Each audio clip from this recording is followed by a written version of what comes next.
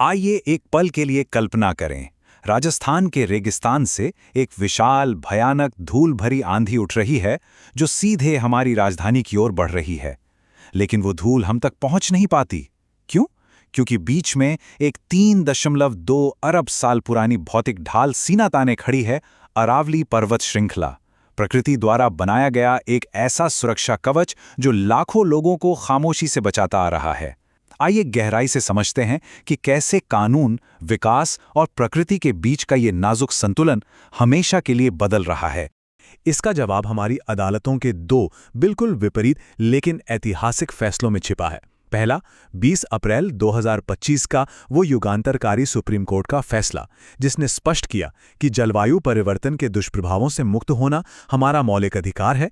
और फिर ठीक 7 महीने बाद 20 नवंबर 2025 का वो विवादास्पद आदेश, जिसने अरावली पहाड़ों की परिभाषा ही बदल कर रख दी। इस पूरी प्रक्रिया में ministry of environment, forest and climate change यानी पर्यावरण, वन और जलवायु परिवर्तन मंत्रालय और एनवायरमेंटल इम्पैक्ट असेसमेंट यानी पर्यावरण प्रभाव आकलन की भूमिका सीधे तौर पर सवालों के घेरे में आ गई है। लेकिन यहां एक खौफनाक जमीनी हकीकत है। क्या पूरा का पूरा एक पहाड़ गायब हो सकता है? हाल ही में हुए एक सर्वे में राजस्थान की 128 पहाड़ियों का नमूना लिया गया और ये पाया गया कि उनमें से 31 पहाड़ियां पूरी तरह से गायब हो चुकी हैं। अवैध खनन के उत्खननकर्ताओं और बुलडोजरों के नीचे ये प्राचीन पहाड़ियां खामोशी से मिटा दी गईं। बिना किसी शोर के एक पूरा का पूरा पारिस्थितिकी तंत्र नक्शे से ही साफ हो गया। 332 अरब। ध्यान दें, ये केवल एक संख्या नहीं है, ये प्रकृति की टाइमलाइन है। इन अरावली पहाड़ियों को अपना वर्तमान स्वरूप लेने में 332 अरब साल लगे थे। और इसके ठीक विपरीत मानवीय विकास की टाइमलाइन देखिए, जो इतनी जल्दबाजी में है कि चंद दशकों के मुनाफे के लिए इसे समतल किया जा रहा है। यहां यह समझना बेहद जरूरी है कि विकास भविष्य का निर्माण करता है, लेकिन पारिस्थितिकी ये सुनिश्चित करती है कि हम उस भविष्य को देखने के लिए जीवित रहें। खंड 1, पारिस्थितिकी के संवैधानिक स्तंभ। परीक्षा के दृष्टिकोण से ये उच्च स्तरीय तथ्य याद रखना बहुत जरूरी है। संविधान का अनुच्छेद 21, जो जीवन के अधिकार की गारंटी देता है, सुप्रीम कोर्ट के अप्रैल 2025 के फैसले के बाद अब जलवायु परिवर्तन से सुरक्षा को भी अपने दायरे में लेता है। 42वें संशोधन द्वारा जोड़ा गया अनुच्छेद 48 से राज्य को पर्यावरण की रक्षा करने के लिए बाध्य करता है। वहीं अनुच्छेद 51A(G) हम नागरिकों का मौलिक कर्तव्य तय करता है। और अनुच्छेद 14 समानता का अधिकार सुनिश्चित करता है, जिसका सीधा सा अर्थ है कि पर्यावरण संरक्षण के नियम मनमाने या किसी के साथ भेदभावपूर्ण नहीं हो सकते। खंड 2, अरावली का 100 मीटर विवाद। अब वर्तमान विवाद पर आते हैं। यहाँ दो अलग अलग दृष्टिकोणों की सीधी टक्कर है। पुरानी परिभाषा एक समग्र दृष्टिकोण रखती थी, जो मानती थी कि अरावली केवल ऊंची चोटियां नहीं हैं, बल्कि नीची पहाड़ियां और भूजल रिचार्ज क्षेत्र भी इसका अभिन्न हिस्सा है। यहाँ एक बुनियादी सवाल खड़ा होता है, क्या पारिस्थितिकी जैसी जटिल प्रणाली को सच में एक साधारण फुटे या स्केल से मापा जा सकता है? क्या 99 मीटर ऊंची पहाड़ी का पर्यावरण के लिए कोई मोल नहीं है? अगर हम इस पूरे घटनाक्रम को टाइमलाइन के हिसाब से देखें तो एक चौंकाने वाला पैटर्न नजर आता है। 1997 में पब्लिक ट्रस्ट डॉक्ट्रिन आया। 2004 में सुप्रीम कोर्ट ने अरावली में खनन पर पूरी तरह से प्रतिबंध लगा दिया। अप्रैल 2025 में जलवायु परिवर्तन से बचाव को मौलिक अधिकार मान लिया गया। लेकिन फिर अचानक नवंबर 2025 में अरावली की 100 मीटर वाली सीमित परिभाषा को स्वीकार कर लिया गया। संरक्षण के एक लंबे और कड़े इतिहास के बाद ये एक अचानक और तेज मोड़ जैसा प्रतीत होता है। खंड 3, बुनियादी ढांचा बनाम वन अधिकार। विकास और पर्यावरण के बीच के इस तनाव का सबसे ज्वलंत उदाहरण है चार धाम परियोजना। 900 किलोमीटर लंबी ये सड़क परियोजना हिमालय की बेहद नाजुक और भूस्खलन प्रवण घाटियों से होकर गुजरती है।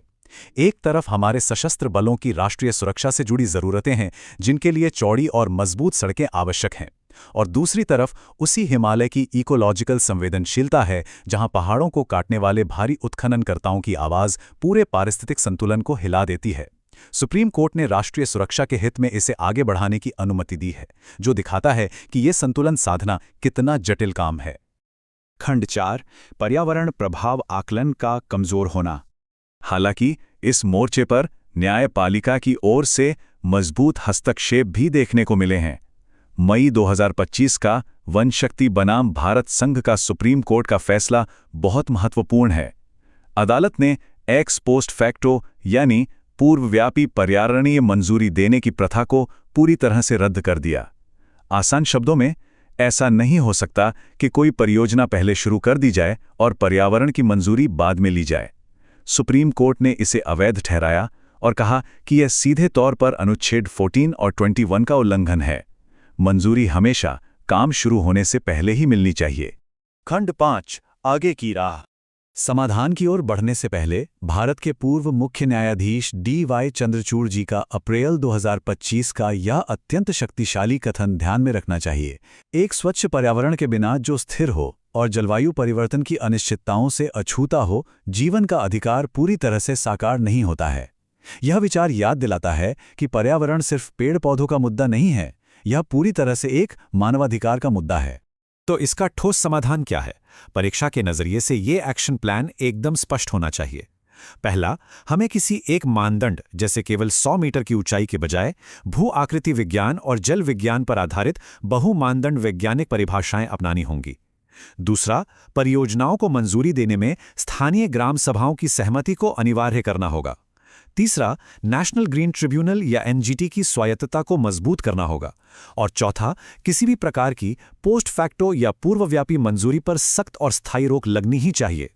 अंत में एक विचार जो हमें गहराई से सोचना चाहिए। हम अदालतों में लंबी बहसें कर सकते हैं, हम कागजों पर पहाड़ों की ऊंचाई और परिभाषाएं अपनी सुविधा से तय कर सकते हैं, लेकिन जब प्रकृति अंततः अपना खुद का फैसला सुनाती है, भयंकर बाढ़, विनाशकारी सूखे और जानलेवा हीटवेव के रूप में, तो क्या उस समय इंसानी सुविधा के लिए बनाई गई हमारी ये संकीर्ण कानूनी परिभाषाएं हमें बचा पाएंगी? ये एक ऐसा गहरा सवाल है जो अपने पीछे कई विचार छोड़ जाता है। इस विस्तृत चर्चा में साथ बने रहने के लिए धन्यवाद। अगर ये वीडियो आपको पसंद आया हो तो लाइक जरूर करें, शेयर करें उन दोस्तों के साथ जिन्हें यूपीएससी, लॉ या जनरल नॉलेज की तैयारी करनी है। और हाँ, सब्सक्राइब करें। आप अपने सुझाव या सवाल नीचे कमेंट में लिख सकते हैं। यूपीएससी एंड कॉम्पिटिटिव एग्जाम की गाइडेंस या मेंटरशिप के लिए संपर्क करें। Our contact information is given in description. धन्यवाद। मैं हूं कृणाल ठाकुर। मिलते हैं अगले भाग में। जय हिंद।